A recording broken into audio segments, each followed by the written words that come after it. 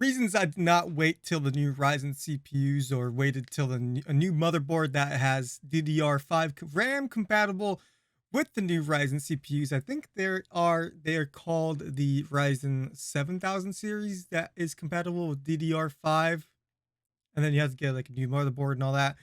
This video is explaining why I did not wait to upgrade to all that new stuff, right? Hi, my name is William Watson, and today we are going to be talking about why I did not wait to upgrade. To start off, let's talk about my motherboard. I get it's a few years old, so why would I choose this specific motherboard, the ROG Crosshair 7 Hero? I did a lot of research and I picked what performed best for gaming and editing, and from about the top 8 websites, they said that this Crosshair 7 Hero, the ROG one, was in the top 5. The rest were like $600+ which was way out of line for me. My starting budget for the motherboard I wanted was like $200, but all the websites I seen, all the articles I read, all the videos I watched said this was top 5. You should get this one, it's the cheapest one, but it's top 5. It's one of the most amazing GPUs, especially for the RTX 3080 and RAM compatibility. Whoo-wee. This motherboard has great specs when it comes to like PCIe, GPU, RAM speed. I saw the articles and the bar lines. This was like high up there with very good motherboards. So it's a pretty beefy motherboard, pretty heavy too, and I think it's gonna serve me for a pretty long time, like a long time, until I decide to upgrade to DDR5 or see if it's even worth. It is worth upgrading to DDR5, but right now it's no. And I mean, I probably did not write down all the reasons why I did not wait to upgrade, but I probably just forgotten the reasons, or just the reasons are just common sense to say. My Ryzen 9 5900X 12 core max core clock is like 4.7 gigahertz, I think, but it usually runs between 3.9 and 4.3 gigahertz without overclocking. So it's doing pretty good, but I'm in love with this CPU. This is going to be my main CPU until I eventually upgrade to DDR5, the brand new Ryzen CPUs way later in the future. This is going to be technically my forever PC for a long time until I get the RTX 3080, and then that's going to be fantastic. Plus, Ryzen had a big sale for their 5000 series cards. This one was $150 off when I got it, so I think it was like either $400 or $450 when I bought it. The price keeps on going up and down every single day. The other day I saw it was like 400. The other day it was 430. The other day it was 450. It keeps going down, and going up.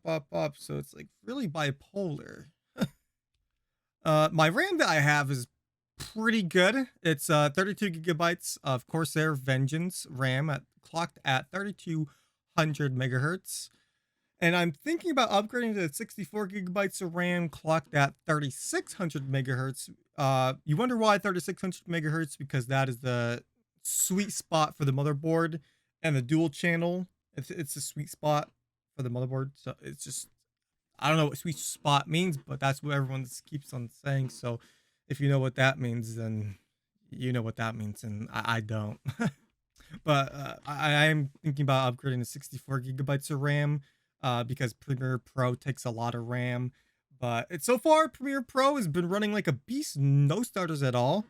Knock on wood. I think this is wood. It's probably fake wood, actually, but knock on fake wood. It's been running so smoothly, no stutters at all. My computer's been running fantastic, so Probably gonna keep 32 gigabytes of RAM until I eventually upgrade to DDR5 way later in the future.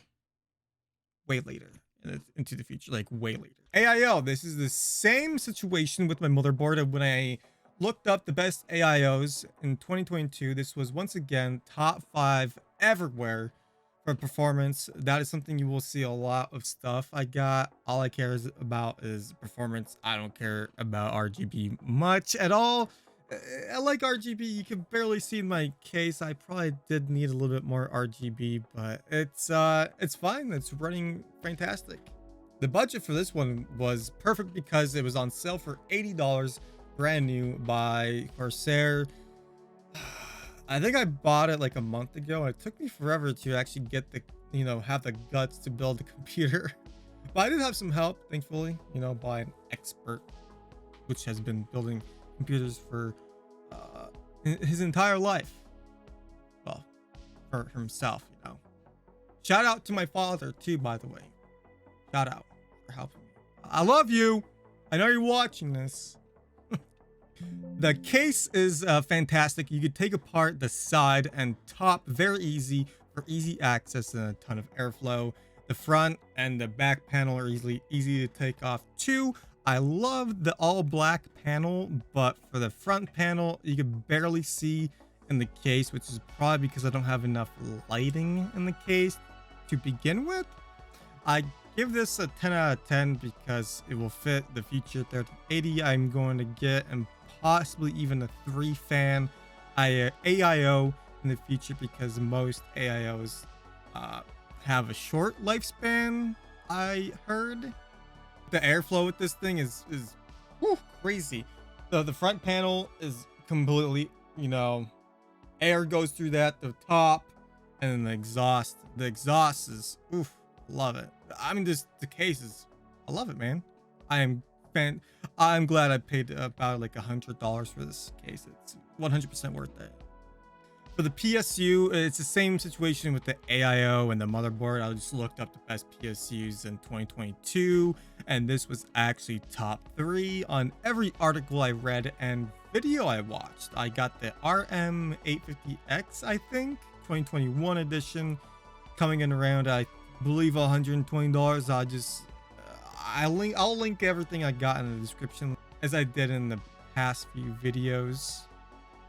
For some reason, I did not realize how much of a Corsair stuff I got and how much of a Corsair fan I am while purchasing these products. But I guess I'm a Corsair fanboy. And if you are too, you should leave a like and a comment to help me go on the algorithm. Worked the past few videos. Thank you very much for that. And now, best for the last, the plans for the GPU. Like I said, I'm planning on upgrading to a RTX 3080, probably either 10 gigabyte or 12 gigabyte edition. But I heard that the difference between a 10 and 12 are slim to none, but the price difference is way too high. Like between the 10 gigabyte one and 12 gigabyte one, it's like a $400 difference, which makes no sense for like maybe like a 1% difference. And no, not worth it. So I'm most likely gonna get a 10 gigabyte one, probably water cooled one that has like one of those that have like an AIO attached to the GPU. It's pretty cool. I'm gonna go see if that's like a thing. Hopefully I don't have to do much maintenance on that. I don't want to take apart the GPU in the future. Ooh. Imagine the AIO, the GPU that's connected to the GPU dies and you have to like figure out a way to like replace it. I would get stressed out. So we'll see what happens with that. Did I mention that the computer is really quiet as well? I should boost up the fan speed, but I'm unsure how to do that.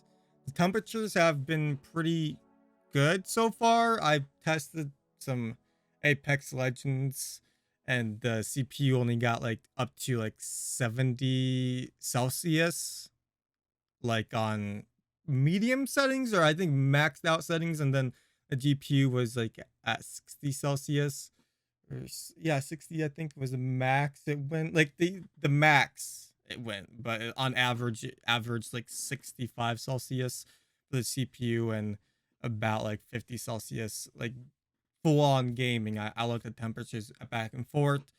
But then I uninstalled Apex Legends because it got very boring. I don't know what came to me. I think like battle royales are just washed now, like these days. Like it, nothing's changed with battle royales for the past few days. That's why I've been playing like a lot of survival games and stuff. You have stuff to do in them. You know, like you, you don't do the same thing you've done the past 4 years, just killing people, winning, killing people. It's like eventually it just gets boring, especially the competitive aspect of it too. It's like there's like no point. It's fun sometimes, but I quickly uninstalled Apex Legends. All in all, this computer has been fantastic for me. Editing has been perfect. Gaming has been perfect. Recording has been perfect as well so far. Knock on this fake wood. But it's definitely gonna help me when I get the RTX 3080. With that, this thing will go from a 10 out of 10 to a 70 out of 10. It's gonna be a fantastic boost, and it's ready. It is definitely ready for the RTX 3080 with the power supply and everything. It's just gotta. So yeah, that's basically the plans. I hope that answered everyone's questions, like wondering why I did not wait, and plans for the future. And so the only thing that I'll be basically upgrading is the AIO when it dies in 5 years, maybe more. It depends on how I treat it. And then the GPU as soon as possible. And then potentially the RAM. I'm definitely going to get another SSD stick. Because there's another NVMe M.2 slot for the SSD, the M.2 NVMe. So I'm probably gonna get a 2 terabyte one, just put random stuff on there.